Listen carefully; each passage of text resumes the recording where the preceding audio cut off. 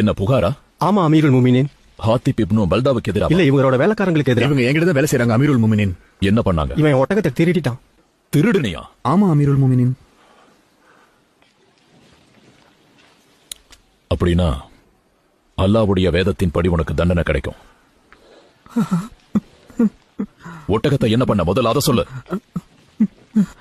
அதை அறுத்துட்டேன், நானும் சாப்பிட்டேன், இவங்களுக்கும் சாப்பிட கொடுத்தேன்.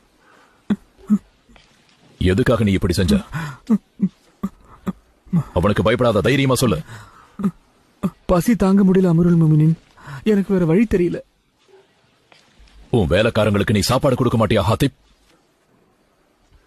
சக்தியும் ஆற்றலும் அல்லாவுக்கே தவிர வேற இல்ல. மக்கள் மனசுல ஈரம் இல்லாம போயிடுச்சு. அவங்க கிட்ட வேலை வாங்கிட்டு சாப்பாடு கொடுக்காம இருக்கியா? அப்படி இருக்கும்போது அல்லாஹ் தடை செஞ்ச உணவு கூட அவங்களுக்கு அனுமதிக்கப்பட்டதா மாறிடும்.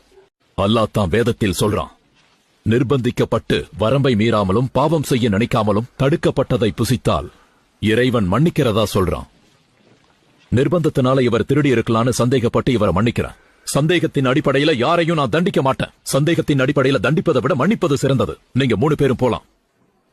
அப்ப என் ஒட்டகம் அமீருல் முமினின். அல்லாவே அவங்கள மன்னிச்சு விடுதலை பண்ணதுக்கு அப்புறம் நான் உனக்கு தான் இதுக்கான தண்டனையை கொடுப்பேன். இந்த குற்றம் நடக்கிறதுக்கு காரணமே வேற யாரும் இல்ல, நீதான். வழக்காளியே, உன் ஒட்டகத்தோட விலை என்ன? 400 திர்ஹம். இவருக்கு நீ 800 திர்ஹம் கொடுக்கணும். ஆனா அது 2 மடங்கு விலையாச்சே. கொடுத்துதான் ஆகணும். உன் வேலைக்காரங்களுக்கு நீ சாப்பாடு கொடுத்தியான்னு நான் விசாரிப்பேன். அவங்க பட்டினி கிடந்து அதன் காரணமா அவங்க ஏதாவது தப்பு பண்ணாங்கன்னு தெரிஞ்சா அதுக்கான தண்டனை உனக்கு தான் கிடைக்கும். தீர்ப்பு சொல்லி